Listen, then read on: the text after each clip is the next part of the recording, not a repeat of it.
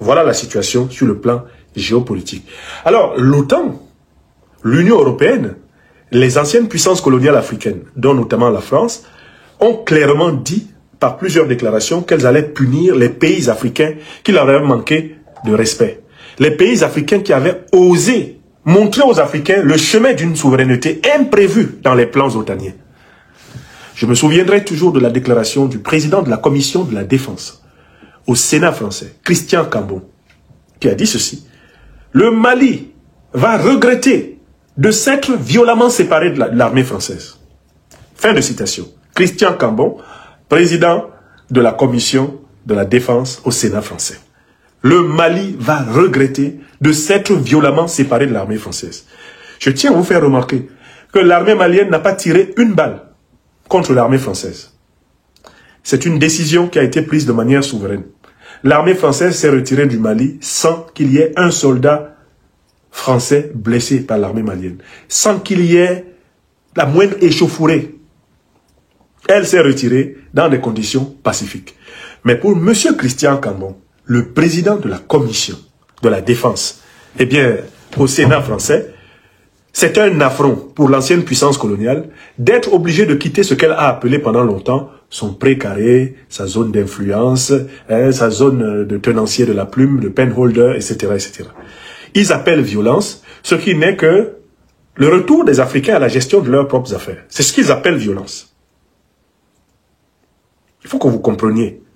Dans cette première vidéo, le docteur Franklin Nyamsi analyse les révélations fracassantes du président Abdourahmane Tiani, qui a levé le voile sur les stratégies de déstabilisation orchestrées contre le Niger et plus largement contre le Sahel. Le président Tiani, lors de son discours, a dénoncé avec une clarté exceptionnelle les manœuvres géopolitiques visant à fragiliser les nations africaines pour mieux exploiter leurs ressources stratégiques telles que l'uranium, l'or ou encore le pétrole. Cette intervention met en lumière 3 points majeurs. D'abord, les mécanismes de déstabilisation mis en place par des puissances étrangères. Ensuite, le rôle des groupes terroristes comme instrument de domination. Enfin, les répercussions de ces stratégies sur les ambitions africaines de souveraineté. Le docteur Nyamsi s'appuie sur ces révélations pour offrir une analyse approfondie de ces dynamiques et des menaces qu'elles représentent pour l'indépendance des nations africaines. Cette vidéo marque le début d'une série essentielle pour comprendre les enjeux réels derrière les crises au Sahel et la lutte des pays comme le Niger pour reprendre le contrôle de leur avenir.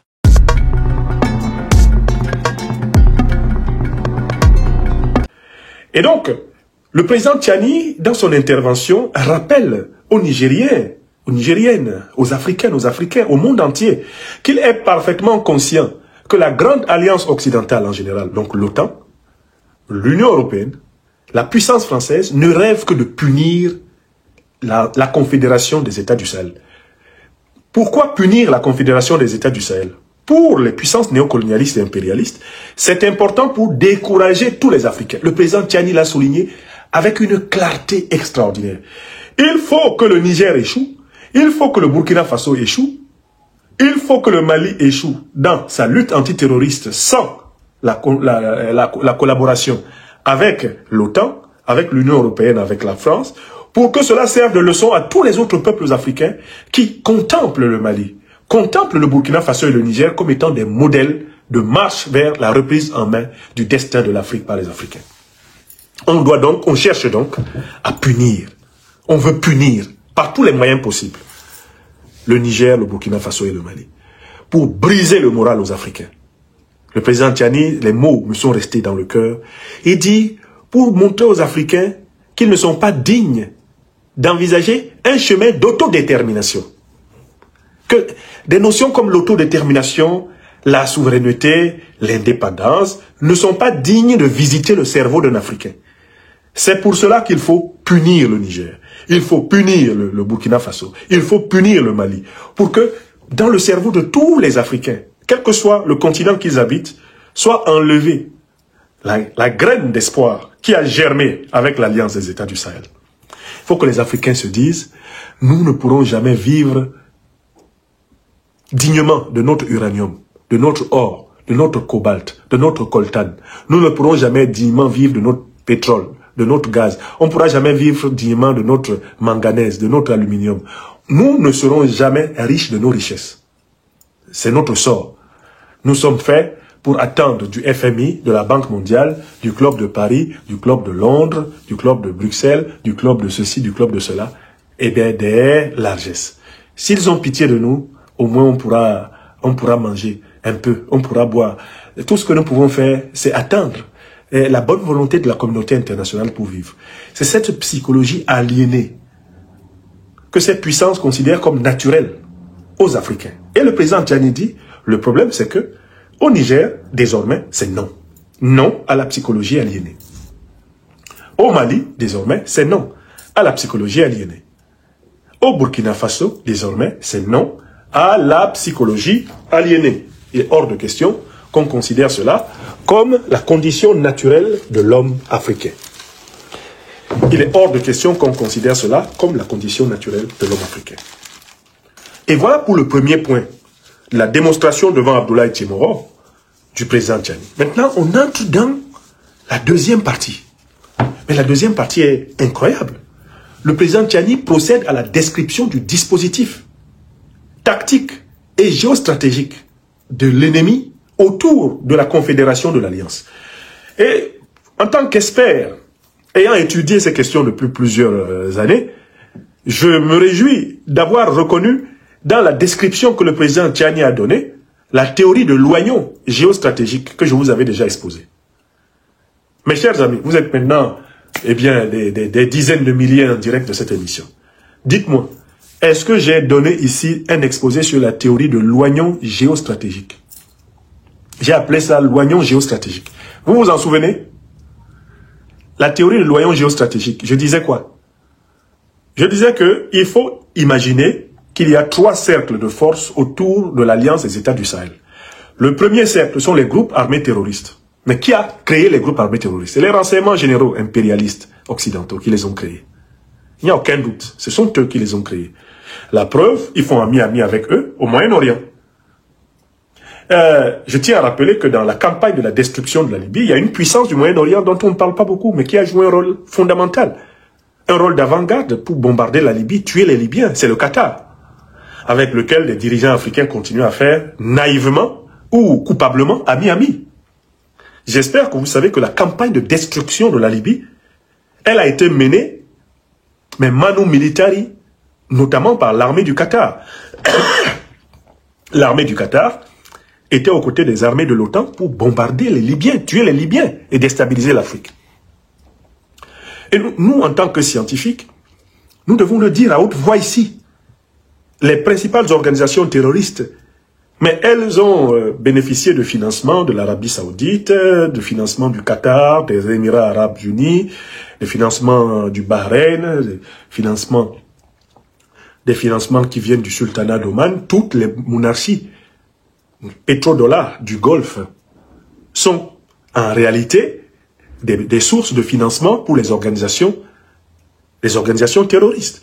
Et il ne faut pas oublier qu'au Moyen-Orient, les organisations terroristes sont instrumentalisées dans le duel beaucoup plus large entre le sunnisme radical et le chiisme. Il y a d'un côté les chiites et de l'autre côté les sunnites radicaux. Et sont les sunnites radicaux qui financent les principales organisations terroristes qu'on connaît au Moyen-Orient, pour s'assurer la suprématie, non pas seulement dans l'espace du Moyen-Orient, mais dans le monde entier. Donc il faut que vous preniez très clairement conscience du fait que le premier groupe d'ennemis de proximité des pays africains, ceux qui encerclent, ceux qui empuantissent l'espace, qui ensanglantent l'espace africain, sont les terroristes d'Al-Qaïda et de l'État islamique. 2 organisations qui ont pignon sur rue au Moyen-Orient. 2 organisations dont les principaux dirigeants se promènent dans les hôtels 5 étoiles, mais à Dubaï, à Doha. Ils vivent une vie de bohème au Moyen-Orient. Les gens se plaignent de leur sous-lieutenant Ghali qui vit tranquillement sa belle vie en Algérie, mais on ne voit pas que les patrons de Ghali, eux, ils vivent tranquillement au Qatar, ils vivent tranquillement au Koweït, ils vivent tranquillement en Arabie Saoudite, ils vivent tranquillement aux Émirats Arabes Unis, personne ne les inquiète là-bas, c'est chez eux. Et les gouvernements africains tardent à tirer toutes les conséquences de ce fait. Que ces organisations terroristes qui sont associées à l'OTAN depuis notamment la destruction de la Libye contre l'Afrique, ces organisations bénéficient de la bienveillance des puissances pétrolières du Moyen-Orient. D'accord? Derrière les groupes terroristes qui sont en première ligne pour ensanglanter l'Afrique, il y a tout de suite, pour ce qui concerne l'Alliance des États du Sahel, les armées de la CEDEAO. Si vous regardez la structure des groupes terroristes aujourd'hui, qui combattent notamment contre la Confédération des États du Sahel, vous vous rendrez compte que toute leur base arrière se trouve dans des États limitrophes de la Confédération des États du Sahel. Base arrière au Nigeria, base arrière au Bénin, base arrière en Côte d'Ivoire, base arrière au Ghana, base arrière en Mauritanie, base arrière en Algérie, base arrière, c'est le cas de l'ambassadeur d'Ukraine qui a organisé l'attaque barbare de Tinzaouaten avec les groupes terroristes au Sénégal.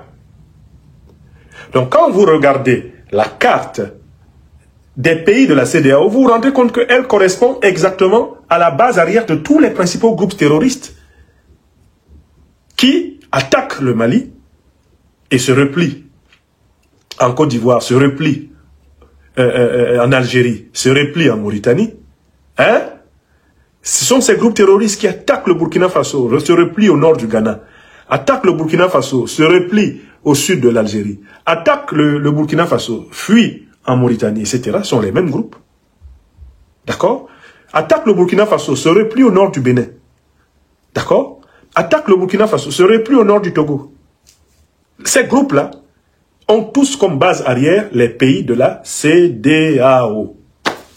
Et ça, c'est le deuxième cercle que votre serviteur vous avait exposé dans la théorie de l'oignon géostratégique. Le président Tiani revient là-dessus d'une manière méthodique. Et puis, il y a un troisième cercle qui est en quelque sorte le parapluie militaro-stratégique, qui est le parapluie sécuritaire de la CEDEAO. Et finalement, des groupes terroristes, comme on l'a vu au Moyen-Orient, où ils ont pris le pouvoir à Damas. Je vous ramène en Syrie à Damas, parce que je vous ai dit que la Syrie, c'était le tableau blanc de l'enseignement que les Africains doivent recevoir. Allons sur le tableau blanc syrien. Vous avez observé que lorsque les terroristes ont pris le pouvoir à Damas, Israël a pu augmenter ses bombardements contre la Syrie pour détruire l'État syrien. De telle façon qu'on peut, sans difficulté, se rendre compte qu'il y avait une synchronisation entre la prise du pouvoir par les terroristes et la destruction de l'État syrien par Israël. Vous êtes d'accord avec moi?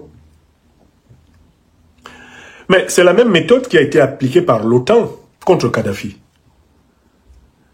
L'OTAN a armé les organisations terroristes. Les organisations terroristes attaquaient Kadhafi au sol.